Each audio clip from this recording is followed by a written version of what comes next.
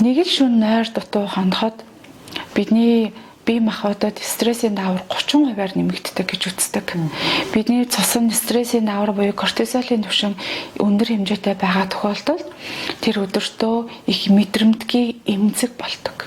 Амархан уурлаж бухимдан, амархан юмд гомдон, дуу шугаанд хит мэдрэг, ер нь л их сэтгэлийн хөдөлгөөн гадны нөлөөгөөр их стрессч гэд байдаг.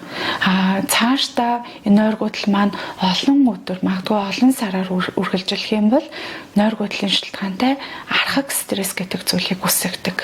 Архаг стресс маань цаашаа дамжирх юм бол мэдрэлийн архаг ядаргаа буюу байнгын ядар солилцсон тамирчсан мэдрэмж хүнд мэдрэгддэг болно.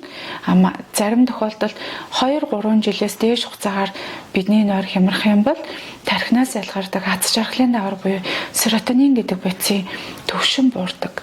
Ингээд аз жаргалын даврын түвшин буураад ирэхээрээ нойргуудлаас үүдсэн хөнгөн сэтгэл гутралын шинж, хөнгөн сэтгэл түгшилтийн шинж илэрдэг.